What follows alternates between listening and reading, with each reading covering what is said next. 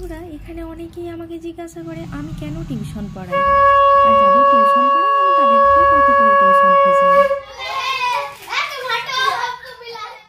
আমি কাজল, blog by কাজলের নতুন একটি ব্লগে বড়দের প্রণাম জানাই আর ছোটদের আমার স্নেহ ভরা ভালোবাসা।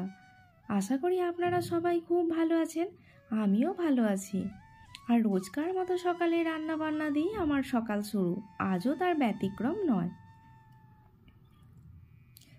জানেন তো, আমি যে রুমে ভাড়া থাকি, রুমের যে মালিক অর্থাৎ অনার আঙ্কেল কয়েকদিন আগে আমাকে জিজ্ঞাসা করছে তুমি কেন টিউশন পড়াও। ওনাকে আমি যখন রুমটা রেন্ট নিই তখনই বলেছিলাম যে আমি টিউশন পড়াই এবং আমি এখানে পড়াবো।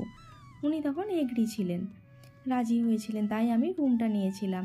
আমি জানেন এর আগে বেশ কয়েকটা রুম দেখেছিলাম, সেখানে না বেশ কিছু বাধা নিষেধ ছিল, যেমন আমার বাড়িতে কেউ আসা যাবে না, আমার আত্মীয় স্বজন, কোনো বাচ্চাকে আমি পড়াতে পারবো না, কোনো বাচ্চাকে আমি আমার রুমে অ্যালাউ করতে পারবো না। তো আমি সেই রুমগুলো সেই জন্য ভাড়ায় নিইনি, আমার একদমই পছন্দ না। এবার হ্যাঁ, যেটা মেন কথা, আমি কেন টিউশন পড়াই বলতে পারেন আমার ভালো লাগা থেকে, আমার ভালো চাওয়া থেকে। আমার ভীষণ ভালো লাগে বাচ্চাদের পড়াতে। আর সব থেকে বড় কথা কি জানেন, আমাকে আমার অনার জিজ্ঞাসা করছে তুমি ওদের কত টিউশন ফিস নাও। সত্যি কথা বলতে আমার কাছে আপনারা দেখবেন দুটো ছোট বাচ্চা পড়তে আসে, হরিশ আর সব থেকে ছোটো যে ওকে আমি ছোট্ট বলি, ওর নাম ইয়াসবন্ত। ওরা দুজনে আমাকে টিউশন ফিস ঠিকঠাক দেয়। বাকি যারা সবাই পড়তে আসে তাদের মধ্যে সমীর দেয়, সরস আর সমর্থ ওরা দিতে পারে না। যদিও সমীর, সরস আর সমর্থ ওরা 3 ভাই, কিন্তু ওদের ফিনান্সিয়াল অবস্থা এতটাই খারাপ যে ওর মা যখন আমাকে টিউশন ফিসের জন্য বলতে আসে বলে দিদি আমার একটা বাচ্চাকে পড়াবে, বাকি দুটোকে আমি টিউশন দিতে পারি না কারণ আমার কাছে টাকা পয়সা নেই। আমি ভেবেছিলাম যদি আমি একটা বাচ্চাকে পড়াই অন্তত কিছু তো শেখাতে পারবো। হ্যাঁ, এখানেই একটা গল্প, জানেন তো অনেকে বলে ফ্রিতে পড়িয়ে কি হবে, একটা গল্প শোনাই আপনাদের। একবার জানেন একটা জঙ্গলে আগুন লেগে গিয়েছিল, তখন কাক গাছের ডালে বসে বসে কাকা করছিল, কোনো রকম কিছু সহযোগিতা করেনি। কিন্তু একটা ছোট্ট চড়ুই পাখি, সে না ঠোঁটের ডগায় করে অল্প অল্প জল নিয়ে এসে দিচ্ছিল। সেই দেখে কাক বেটা খুব হাসাহাসি করছিল, বলছিল আরে তোমার ওই ঠোঁটের জলে আগুন নিভবে না।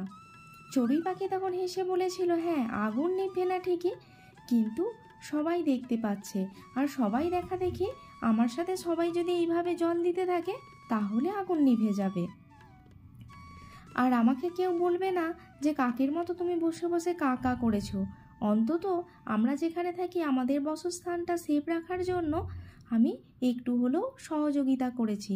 ঠিক তেমনই ব্যাপার, জানেন তো আমি হয়তো অনেক বড় কিছু করতে পারবো না, কিন্তু যেটুকু জানি যে বাচ্চাগুলোর দরকার, যদি তাদেরকে একটু সহযোগিতা করতে পারি সেই উদ্দেশ্যে আমি টিউশন পড়াই। আর সত্যি কথা বলতে আমার বাচ্চা ভীষণ ভালো লাগে।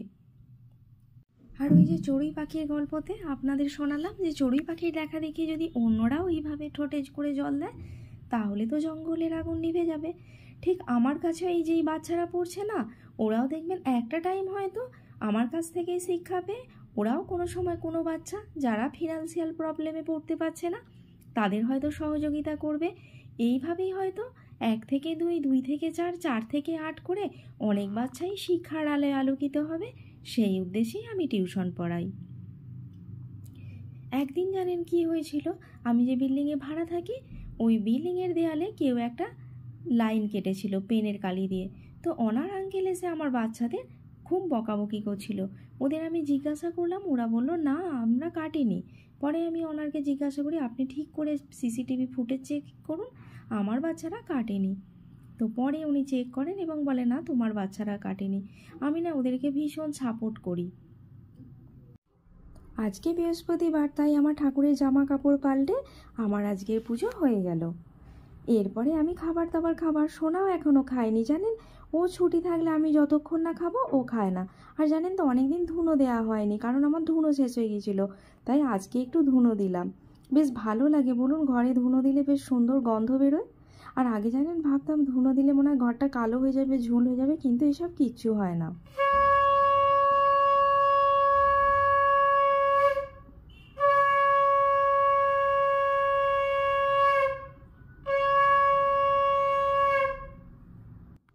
পুজোটা হয়ে যাওয়ার পর খাওয়া দাওয়া করে রান্নাঘরে চলে এসেছি।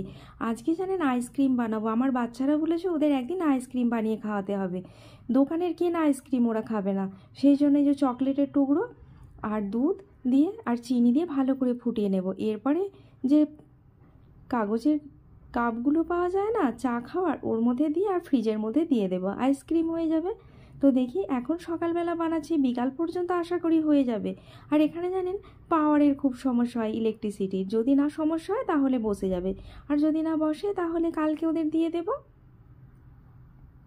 আর জানেন এই ব্যাপারে সোনা আমাকে হেল্প করছিল। ও কখনো কখনো ম্যাগি বা এই টাইপের ছোট কিছু রান্না করতে যায়। যদি আমি ওর পাশে দাঁড়িয়ে থাকি তবে ওকে না বলি না, কারণ বলা যায় না তো কখন কি পরিস্থিতি হবে। সব কিছুই শিখে রাখা ভালো। সোনা জানেন দুটো নিয়ে ফ্রিজে রাখতে চলে গেছে, আর আমি বাকিগুলো কাপের মধ্যে দিয়ে ফ্রিজে রেখে দেব। আজকে জানেন বিকালে, কালকে দুটো কয়েদ বেল এনেছিলাম, তো সোনা জানে না কয়েদ বেল কীভাবে খেতে হয়, সেই জন্য ওকে দেখাবো বলে এনেছিলাম। ওকে বললাম তুই মাখ, আমি বলে দেব। আর ও নিজে থেকেও ইন্টারেস্ট দেখাচ্ছিল ওটা মাখার জন্য। তো প্রথমে কয়েদ বেলটা নিয়ে ওর মধ্যে সমস্ত কিছু উপকরণ দিয়ে, মানে নুন, চিনি, লঙ্কা, ধনেপাতা, সর্ষে তেল দিয়ে মেখে খাচ্ছিলাম। সোনা বলছিল বেশ ভালোই লাগছিল। আর হ্যাঁ, বড়রা যারা আমার ভিডিও দেখেন তারা অবশ্যই আশীর্বাদ করবেন আমি যেন এগিয়ে যেতে পারি। আর ছোটরা তোমরা স্নেহ ভরা ভালোবাসাপূর্ণ লাইক দিতে ভুলো না। আর আপনি ছোট বা বড় যেই হন না কেন, যদি আমার চ্যানেলটিতে নতুন হয়ে থাকেন, আমার ভিডিওগুলো যদি আপনার ভালো লেগে থাকে বা মনে হয় আমাকে সহযোগিতা করার জন্য আমার পাশে থাকবেন, তাহলে অবশ্যই চ্যানেলটি সাবস্ক্রাইব করে পাশে থাকা বেল আইকনটি প্রেস করে দেবেন, যাতে পরবর্তী ভিডিও নোটিফিকেশন আপনার কাছে চলে যায় আর আপনি আমার পরিবারের সদস্য হয়ে যান। আর কথা বলতে বলতে জানেন সোনা আমাকে কয়েদ বেলটা নিয়ে দিয়েছিল যে মা খাও। তারপর দুজনে দাঁড়িয়ে দাঁড়িয়ে খাচ্ছিলাম। আর জানেন সোনার একটা অভ্যাস আমার ভীষণ ভালো লাগে, ও আমি যে জিনিসই বানাই না কেন বাবার জন্য সব সময় রেখে দেয়, আর বাবাকে ফোন করে জিজ্ঞাসা করে তুমি এটা খাবে। জানেন তো আইসক্রিমটা বসেনি, খুব খারাপ লাগছিল, তাই আমার বাচ্চাগুলোকে একটু বিস্কিটই দিলাম, কারণ ওদেরকে আজকে গিফটটা দেব। আর তারপরে ওদের যে বার্থডে ছোট ছোট উপহারগুলো এনেছিলাম ওগুলো ওদের দিলাম। ওরা না এই ছোট উপহারেই ভীষণ খুশি, আমারও বেশ ভালো লাগে। আইসক্রিমটা কালকে ওদের দিয়ে দেব। আর আপনারা ওদেরও আশীর্বাদ করবেন, ওরা যেন মানুষের মতো মানুষ হয়। তারপর ওদের ছেড়ে দিয়ে সন্ধেবেলা চলে এসেছি। সোনা ঘুমিয়ে গিয়েছিল, ওকে খাওয়াতে হবে। আর জানেন তো এখন খুব দুধ খাওয়া নিয়ে বদমাইশি করে, তাই একটু ওর জন্য ব্রেড অমলেট বানিয়েছিলাম। আর জানেন তো আমার বাচ্চাগুলো থাকলে ডিম ফিম বানাতে পারি না, কারণ ওরা ভেজিটেরিয়ান, খুব সমস্যা হয়। তাই ওদের ছেড়ে দেওয়ার পরে এই সব কাণ্ড কারখানা আমি করি।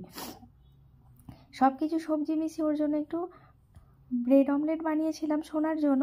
ও জানেন এখনও বলছে পাপার জন্য রেখেছো তুমি, তারপর ওকে দিয়েছি, ও বাবার জন্য অর্ধেকটা কেটে রেখে তারপর খেয়েছে। জানেন তো আমার এগুলো খুব ভালো লাগে।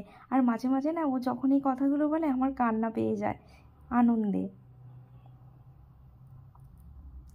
দেখবেন এটা যখন ও নিয়ে যাব ঘুমিয়ে গেছে, ও এক চটকে উঠে যাবে, কারণ ওর এটা ভীষণ প্রিয় খাবার।